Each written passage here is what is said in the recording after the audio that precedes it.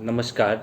यदि हम वैदिक कालीन साहित्य की दृष्टि से शिक्षा का अर्थ देखें, तो उसमें हम देखते हैं कि मीनिंग ऑफ एजुकेशन इन वैदिक लिटरेचर के अकॉर्डिंग जो शिक्षा है उसको अनेक अर्थों में लिया गया था। जैसे क्या कहते हैं, विद्या, ज्ञान, बोध और विनय इन शब्दों से संबंधित था। और साथ ही साथ ये इस समय क्या था, शिक्षा का जो व्यापक एवं सीमित अर्थ भी था।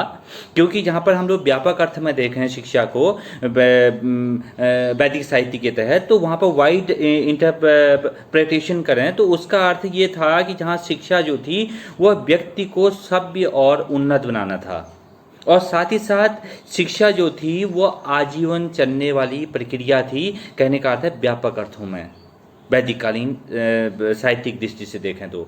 और सीमित अर्थों में देखें तो सीमित अर्थों में वहाँ पर शिक्षा का अर्थ ये था कि यदि नैरो इंटरप्रिटेशन करें तो उसमें ये था कि औपचारिक शिक्षा जो थी उसके रूप में माना गया था ये सीमित अर्थों में। और साथ ही साथ ये माना गया था जो क्या कहते हैं, व्यक्ति को गृहस्थ आश्रम में प्रवेश करने से पूर्व जो छात्र के रूप में गुरु से प्राप्त होने वाली शिक्षा को, कहने का अर्थ है, सीमित अर्थों में लिया गया था उस समय।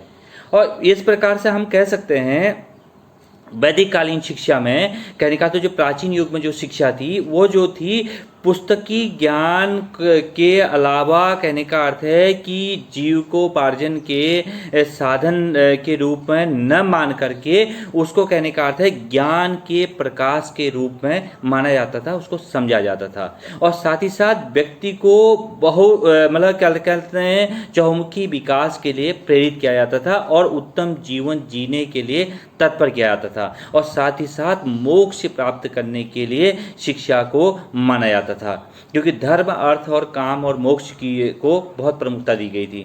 और साथ ही साथ शिक्षा जो थी वो प्रकाश का स्रोत माना गया था और जीवन के जो क्या कहते हैं विभिन्न क्षेत्रों में, कहने का अर्थ, पथ प्रदर्शक के रूप में भूमिका निभा सकती है और व्यक्ति को सही मार्ग की ओर प्रेरित करने के रूप में वैदिक कालीन शिक्षा को माना गया था।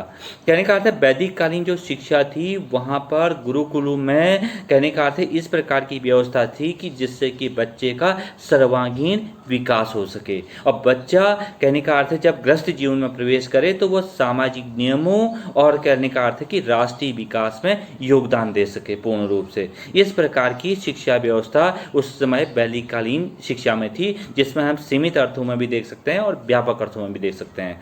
सीमित अर्थों में केवल औपचारिक रूप से शिक्षा, और व्यापक अर्थों में देखें तो बच्चे के सर्वांगीण विकास में के लिए, उसके व्यक्तित्व के विकास में योगदान देने युक्त शिक्षा थी। उस शिक्षा के द्वारा ही व्यक्ति क्या करता था, एक सामाजिक प्राणी बनता था और साथ ही साथ समाज के समस्त दायित्वों को पूर्ण करता था। इस प्रकार हम कह सकते हैं कि वैदिक कालीन जो शिक्षा व्यवस्था थी वो पूर्ण रूप से, कहने का अर्थ है, कि छात्र के भविष्य निर्माण में सहायक थी। उसे आध्यात्मिक ज्ञान के साथ साथ उसे क्या कहते हैं, भौतिक जगत और अभौतिक जगत के विषय में उसको जानकारी प्रदान की जाती थी। इस प्रकार कह सकते हैं कि जो वैदिक कालीन शिक्षा है वो वास्तव में व्यक्तित्व के विकास के लिए बहुत महत्वपूर्ण थी और बहुत बड़ी, क्या कहते हैं, व्यक्तित्व विकास में सहायक थी।